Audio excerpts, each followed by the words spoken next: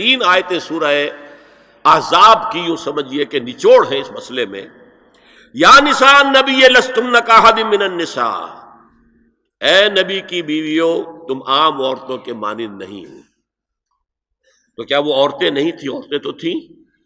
کیا ان کے احساسات عورتوں والے نہیں تھے؟ وہ تو تھے. کیا بات ہے، تم نبی کی بیویاں ہو، تمہیں اسوہ بننا ہے. ان اتقیتن فلا تخضعن بالقول، اگر تمہیں واقعی اللہ کا تقوی اور خوف ہے تو کسی اجنبی سے اگر بات کرنے کی ضرورت پیش آ جائے تو اپنی آواز میں لوچ مت پیدا کرو.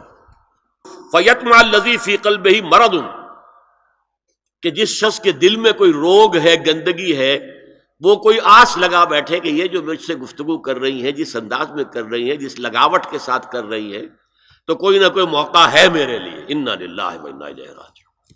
کرخت آواز میں بات کرو. وقلن قولا معروفا، اور معروف بات کہو صرف، اس سے آگے بڑھنے کی کوئی ضرورت نہیں. وقرن فی بیوتکن ولا تبرجن تبرج الجاہلیۃ الاولی، اور قرار پکڑو اپنے گھروں میں، وقار کے ساتھ رہو اپنے گھروں میں. تمہاری اصل جگہ گھر ہے، باہر نکلنا تمہارا کام نہیں ہے. ہاں ضرورت ہو سکتی ہے، اس کا بعد میں ذکر آ جائے گا، لیکن فلسفہ کیا ہے؟ عورت کی اصل جگہ اس کا گھر ہے. جو ڈیوٹیز کی تقسیم کر دی گئی ہے اللہ کی طرف سے، اس میں عورت کا اصل مقام اس کا گھر ہے. میں حدیث سنا چکا ہوں کہ جب گھر سے عورت نکلتی ہے تو شیطان تاکتا ہے اس کو، اور پھر ظاہر بات ہے کہ اس سے جو فتنے پیدا ہوتے ہیں وہ سب شیطان کے ذریعے سے ہوتے ہیں. وَلَا تَبَرَّجْنَ تَبَرُّجَ الْجَاهِلِيَّةِ الْأُولَىٰ، اور جو جاہلیت تھی، اسلام کے آنے سے پہلے کا جو دور تھا، اس میں جس طرح تم بند سمر کر اور لوگوں کی نگاہوں میں آنے کے لیے نکلتی تھیں، اب وہ طریقہ اختیار نہ کرو. دیکھیے یہ بھی ایک بڑا نفسیاتی نکتہ ہے. مرد کے اندر قوت ہے، وہ اپنی قوت کا ظہور چاہتا ہے. کبھی جی چاہتا ہے دیوار کو کندھا دے مارے، راستہ چلتے کسی کو لگا کندھا.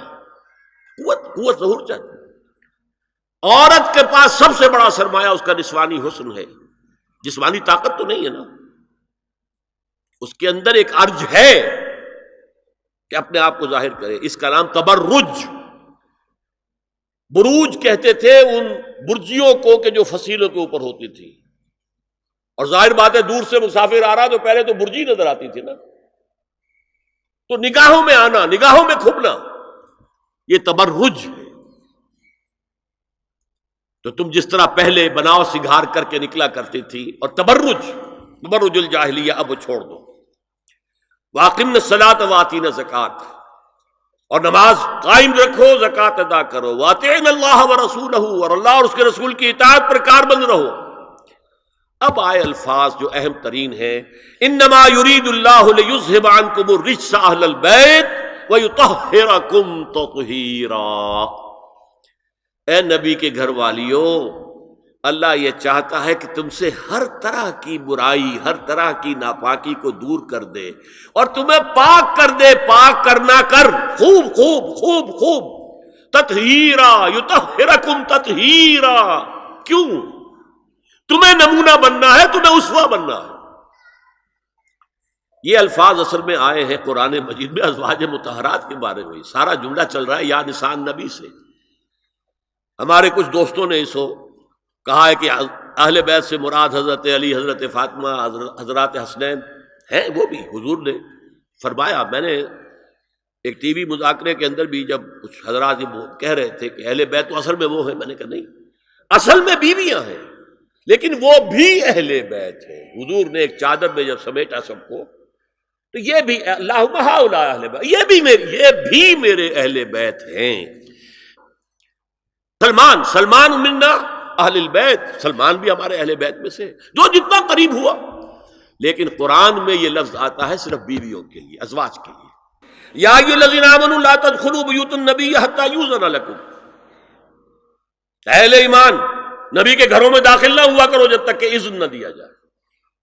اور اس کے بعد فرمایا وَإِذَا سَأَلْتُمُوهُنَّ مَتَاعًا فَاسْأَلُوهُنَّ مِنْ وَرَاءِ حِجَابٍ. اور دیکھو اگر نبی کی بیویوں سے کوئی چیز مانگنی ہو تو پردے کی اوٹ سے مانگو. یہ حجاب کا لفظ آیا ہے جس کو کہا جاتا ہے کہ حجاب کا کوئی حکم قرآن میں ہے ہی نہیں. پہلے وہاں کے گھر کھلے ہوتے تھے، دروازوں پر کوئی پردہ وردہ نہیں ہوتا تھا، اور گھر کوئی کنالوں کے اور ایکڑوں کے تو نہیں ہوتے تھے، چھوٹے چھوٹے گھر. لیکن یہاں پر فرما دیا گیا پردے اس کے بعد سے جب سے یہ آیت اتری گھروں کے اوپر پردے ڈال دیے گئے. اب ظاہر بات ہے کہ اس میں چہرے کا پردہ ہی ہوا نا، چہرے کا پردہ ہے حجاب. اسی کو حضرت عائشہ نے آیت الحجاب قرار دیا ہے. اور پھر دیکھیے جو ریئلزم ہے، ریئلزم میں نے کہا تھا نا کہ اللہ نے بھی فرمایا کہ سب سے زیادہ محبت انسان میں عورت کی ہے. حب زین للناس حب الشہوات من النساء، اور پھر اس کے بعد لمبی فہرست. حضور نے فرمایا حبب الیہ النساء والطیب. یہاں بھی فرمایا گیا ذالکم اطہر لقلوبکم وقلوبہن،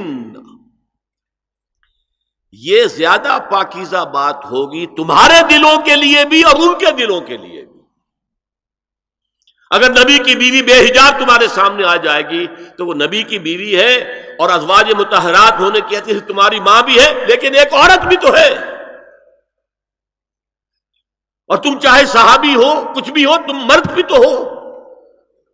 یہ مرد اور عورت کے درمیان جو کشش ہے یہاں بھی اس کا صاف.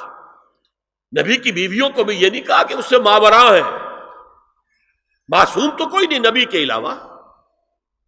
وہ تو اللہ کہہ رہا ہے ہم تمہیں پاک کر دینا چاہتے ہیں، پوری طرح پوری طرح پوری طرح پاک کر دینا چاہتے ہیں تاکہ تم تمام خواتین امت کے لیے اسوہ بن جاؤ. فرمایا یہ جو پردے کی اوٹ سے کوئی شے لینا دینا ہے، اس سے یہ تمہارے دلوں کے لیے بھی زیادہ پاکیزہ بات ہے اور ان کے دلوں کے لیے بھی. یہ ہے اللہ تعالی کا حکم سورہ احزاب کے اندر. اس کے بعد اسی سورہ احزاب میں